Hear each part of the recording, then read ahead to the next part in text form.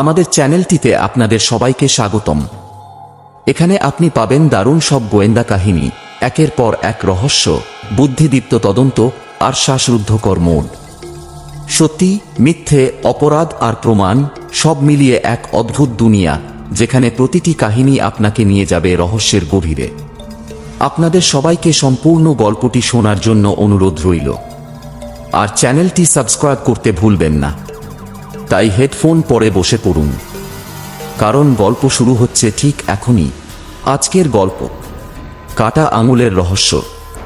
রাত তখন প্রায় 2টো। শীতের শেষ ভাগ, জানালার কাছে জমে থাকা শিশিরে আলোর প্রতিফলন যেন খণ্ড খণ্ড রহস্য বহন করছে। গোয়েন্দা রুদ্র তখন ঘুমিয়ে পড়ার চেষ্টা করছেন, এমন সময় দরজার বেল বাজল। কে হবে এই রাতে? তিনি ধীরে ধীরে উঠে গেলেন। দরজা খুলতেই চোখ আটকে গেল সামনের লোকটির দিকে। একজন মধ্যবয়স্ক ভদ্রলোক, গায়ে কোট, মাথায় ফেলে রাখা একটা উলের টুপি, চোখে আতঙ্ক। আপনি গোয়েন্দা রুদ্র ঘোষাল? জি, বলুন কি হয়েছে? লোকটি ভেতরে ঢুকতে ঢুকতে বললেন, আমি সুজিত সেন। আমি একজন চিকিৎসক, কিন্তু আজ রাতে যা ঘটেছে তা কোনো স্বাভাবিক বিষয় না। আমাকে সাহায্য করুন প্লিজ। রুদ্র তাকে বসতে বললেন। চা দিতে দিতে জানতে চাইলেন, আপনি বলছিলেন কিছু অস্বাভাবিক হয়েছে, কি ঘটেছে? সুজিত কিছুক্ষণ চুপ করে থাকলেন, তারপর পকেট থেকে একটি ছোট টিস্যু মোড়ানো কিছু বার করলেন। রুদ্র সেটি খুলতেই চমকে উঠলেন। একটি মানুষের কাটা আঙুল, তাজা রক্ত, এখনো শুকায়নি। এটা কোথা থেকে পেয়েছেন? আজ রাত 1টার দিকে আমাদের নার্সিংহোমে ঢুকেছিল একজন অজ্ঞাত রোগী। গলায় কাটা দাগ, হাতের তালু রক্তাক্ত। সে কিছু বলার আগেই অজ্ঞান হয়ে যায়।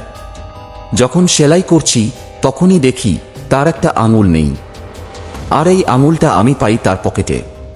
কি বলছেন? একজন আহত রোগী এলো, তার পকেটে তারই কাটা আঙুল। সুজিত মাথা নাড়লেন। হ্যাঁ, আর সবচেয়ে অদ্ভুত ব্যাপার, আঙুলটি যেন জোর করে কাটা নয়, বরং নিখুঁতভাবে অস্ত্রোপচার করে কাটা হয়েছে।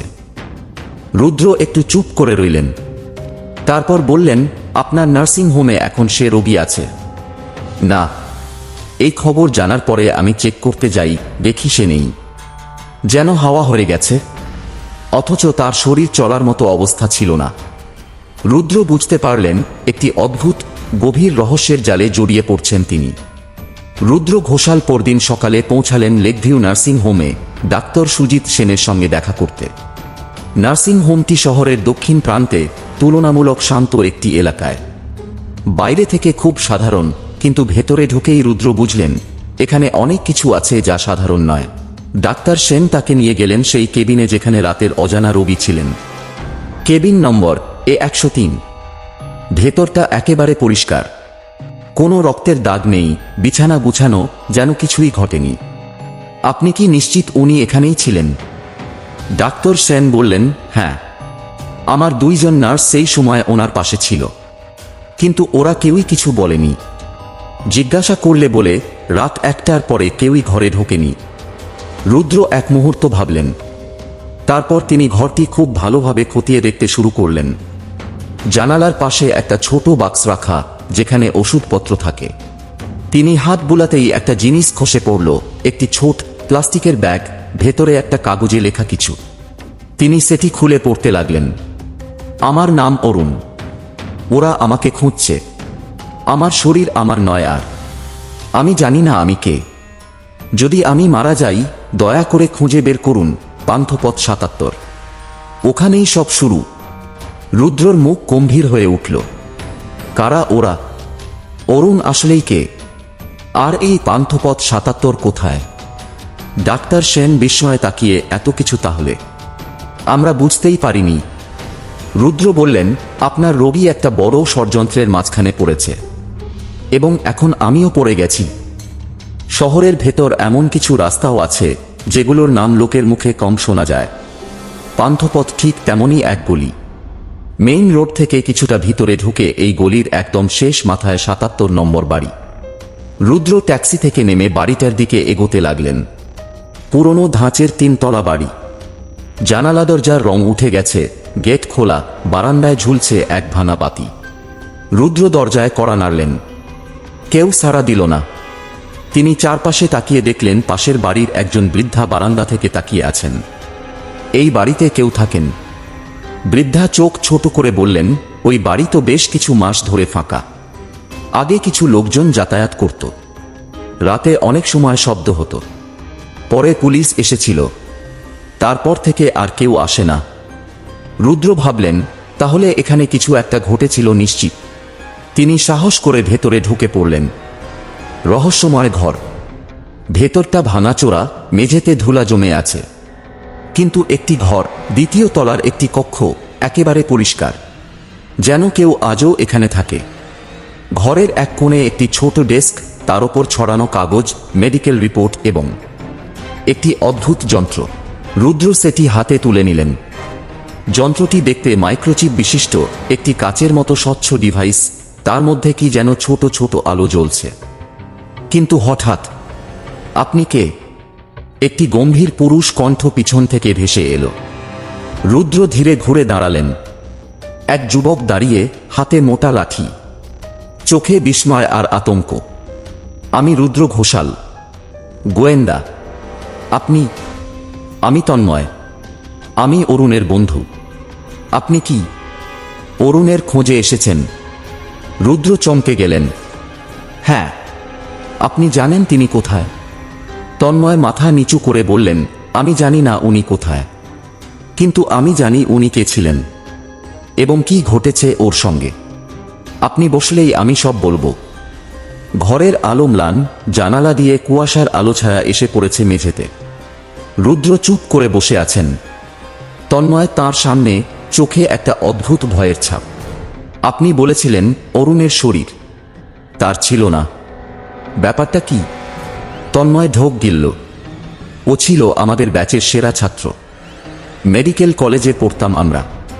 5 বছর আগে হঠাৎ একটা বেসরকারি গবেষণা প্রতিষ্ঠানের অফার পেল অরুণ। নাম ছিল জেনকোর। শুনেছি তারা শরীর প্রতিস্থাপন, জিন সম্পর্কিত গবেষণা করত। রুদ্র উৎসাহিত হয়ে উঠলেন। শরীর প্রতিস্থাপন মানে? তারা বলেছিল ভবিষ্যতে মানুষ তার শরীরের ক্ষতিগ্রস্ত অংশ পাল্টে ফেলতে পারবে, এমনকি মস্তিষ্ক। একটা মানুষ যদি চায় সম্পূর্ণ নতুন শরীরেও বাঁচতে পারবে। মানে মন তো একটাই, শুধু শরীর পাল্টাবে। তন্ময় মাথা নাড়ল। ঠিক তাই, কিন্তু ওরা আসলে কি করছিল আমরা জানতাম না। অরুণ বলেছিল সে শুধু পর্যবেক্ষক। কিন্তু একদিন ও উধাও হয়ে গেল। কোথাও খুঁজে পাওয়া যাচ্ছিল না। 2 বছর পর হঠাৎ একদিন আমি পান্থপথ 77 নম্বর এই বাড়িতে তাকে খুঁজে পাই, জীবিত। হ্যাঁ, কিন্তু ও বলল ও এখন অরুণ নেই। ওর শরীরে এখন অন্য কারো কোষ, অন্য কারো মস্তিষ্কের অংশ কাজ করছে। নিজেকে মিশ্র সত্তা বলে পরিচয় দিল। রুদ্রবাবু, অরুণ ছিল প্রথম সফল মস্তিষ্ক প্রতিস্থাপনের প্রায় সম্পূর্ণ পরীক্ষা। রুদ্র স্তব্ধ। তাঁর চারপাশের সব শব্দ থেমে গেছে যেন। তার মানে অরুণ এখন পুরোপুরি অন্য কেউ না। ও বলেছিল মাঝে মাঝে নিজের স্মৃতি আসে, আবার চলে যায়। নিজের হাত, নিজের গলা, নিজের চোখ, সবকিছু এক সময় অপরিচিত মনে হয়। আর সেই জন্যই ও নিজের একটা আঙুল কেটে রাখে, যেন নিজেকে মনে রাখতে পারে। রুদ্র বিস্ময়ে বললেন, তাই সে নিজের পকেটে নিজের কাটা আঙুল রেখেছিল নিজেকে চিনতে? তন্ময় বললেন, হ্যাঁ। এবং জেনকোর্প এখন ওকে মুছে ফেলতে চায়, কারণ সে জেনেছে সত্যিটা। রুদ্র হঠাৎ প্রশ্ন করলেন, সত্যিটা কি? তন্ময় চুপ। আপনি জানেন? তন্ময় একবার জানালার দিকে তাকালো, তারপর ধীরে বলল, জেনকোর্প শুধু গবেষণা করছে না, তারা মানুষ তৈরি করছে। তন্ময়ের মুখে বলা শেষ কথাটি যেন ঘরে এক ঠান্ডা ঝড় নামিয়ে আনল। জেনকোর্প মানুষ তৈরি করছে। রুদ্র ধীরে ধীরে বললেন, আপনি কি বলতে চাইছেন তারা ক্লোন তৈরি করছে? হ্যাঁ, এবং শুধু তাই নয়, তারা মানুষের স্মৃতি, চরিত্র, এমনকি আবেগ কপি করে ফেলতে পারে। তারা মানুষকে কেবল প্রকল্প মনে করে। অরুণ ছিল এমন এক পরীক্ষার অংশ, যেখানে তার শরীর ধ্বংস করে নতুন এক সত্তা ঢোকানো হয়েছিল। রুদ্র চুপ করে শুনছিলেন। এতদিনের গোয়েন্দাগিরিতে অনেক কাণ্ড দেখেছেন, কিন্তু এমন ভয়ঙ্কর বৈজ্ঞানিক পটভূমিতে গড়ে ওঠা অপরাধ আগে আসেনি। তাহলে অরুণ এখন কি করছে? ও পালাতে চায়, কিন্তু ওর শরীর তার আর নিজের নিয়ন্ত্রণে নেই সব সময়। ও বলে কারো কারো কণ্ঠ ওর মাথায় কথা বলে। ও জানে ওকে ডিলিট করে দিতে চায় জেনকোর। আপনি বললেন তারা মানুষের স্মৃতি ও আবেগ কপি করে। এটা কিভাবে সম্ভব?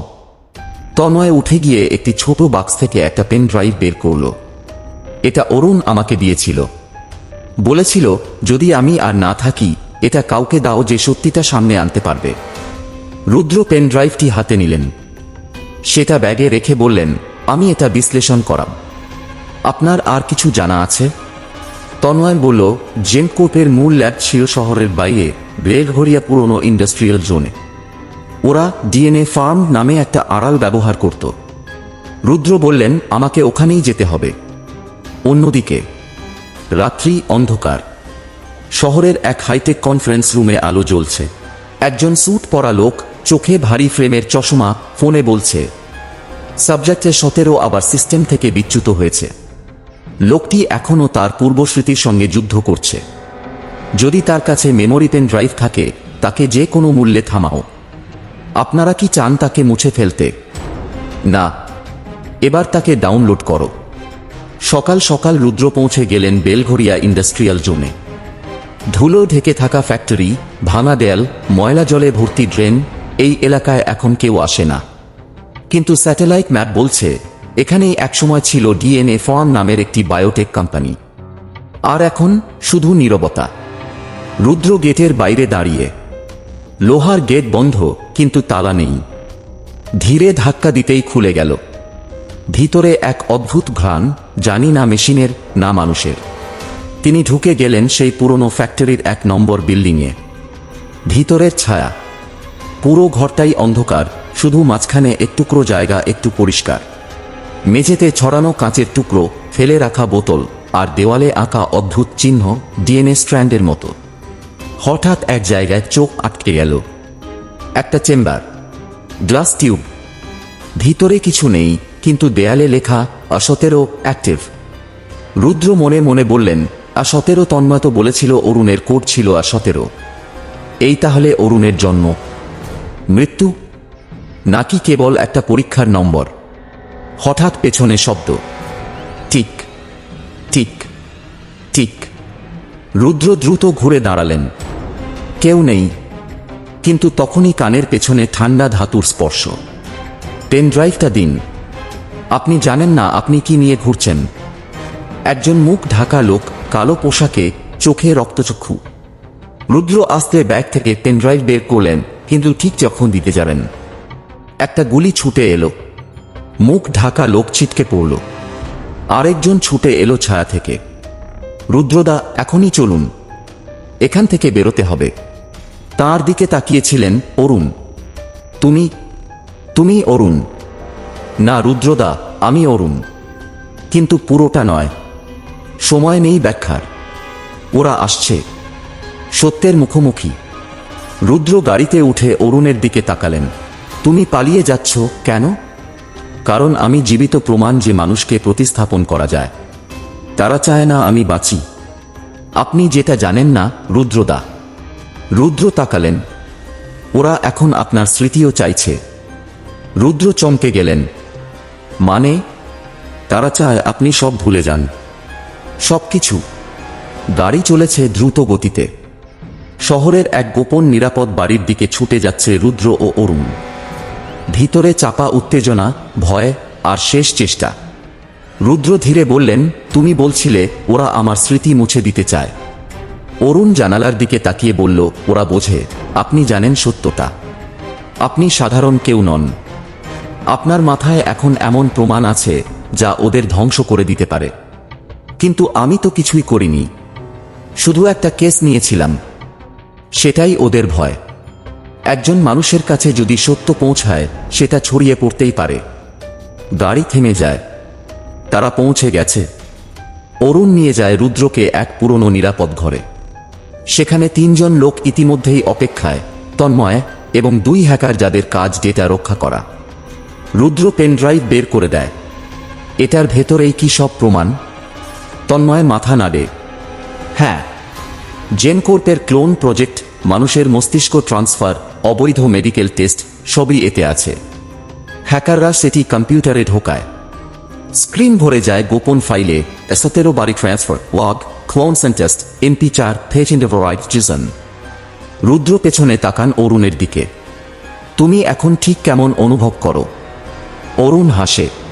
আমি এখন জানি আমি কে। আমি শরীর নই, আমি স্মৃতি। আর স্মৃতি কখনো ক্লোন করা যায় না। কিন্তু ঠিক তখনই আচমকা স্ক্রিন ব্ল্যাঙ্ক।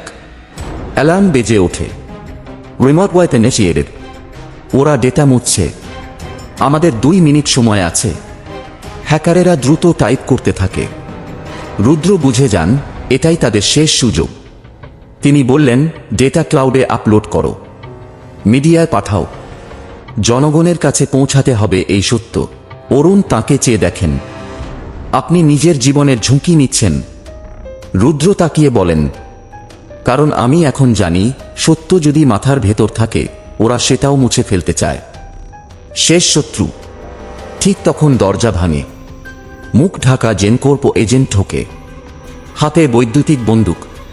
একটি শট ছোড়া হয়, হ্যাকারদের একজন পড়ে যায়, আরেকজন শেষ মুহূর্তে টাইপ করে দেয়, আপওয়ার্ড সাকসেসফুল।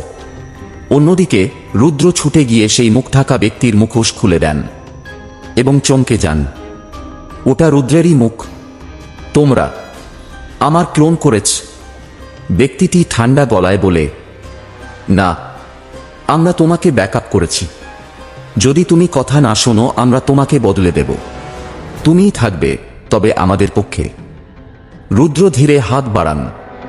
টেবিল থেকে তুলে নেন সেই কাটা আঙুলটি, যা এখনো সংরক্ষিত অবস্থায় রয়েছে। তুমি এটা চিনো? ব্যক্তিটি চুপ। এটা একজন মানুষের শেষ চিহ্ন যে নিজেকে মনে রাখতে চেয়েছিল। আমি সেই পথেই চলছি। একটি গুলি ছোড়া হয়, ক্লোন ধসে পড়ে। পরদিন সকাল, খবরের কাগজের হেডলাইন, জেনকোর্প এক্সপোজড, মানব ক্লোনিং ও মস্তিষ্ক প্রতিস্থাপনের ভয়াবহ পরীক্ষা ফাঁস। গোয়েন্দা রুদ্র ঘোষালের সাহসী অভিযানে সত্য উদ্ঘাটিত। নিখোঁজ যুবক অরুণ দত্ত জীবিত প্রমাণ। রুদ্র চুপচাপ বসে আছেন। চায়ের কাপে ধোঁয়া উঠছে। টেবিলের ওপরে রাখা সেই আঙুল এখনো ঠান্ডা, কিন্তু জেগে আছে। অরুণ পাশে এসে দাঁড়ায়। সবকিছুর পরে আমি এখনো জানি না আমি আসলে কে। রুদ্র তাকায়। তুমি একজন মানুষ যে নিজের পরিচয় খুঁজে পেয়েছে, আর সেই সত্যই তোমার আসল সত্তা। কাটা আঙুলের রহস্য শুধু একটি গোয়েন্দা কাহিনী নয়, এটি মানুষের পরিচয়, অস্তিত্ব ও প্রযুক্তির হাত ধরে তৈরি এক অদ্ভুত ভবিষ্যতের গল্প।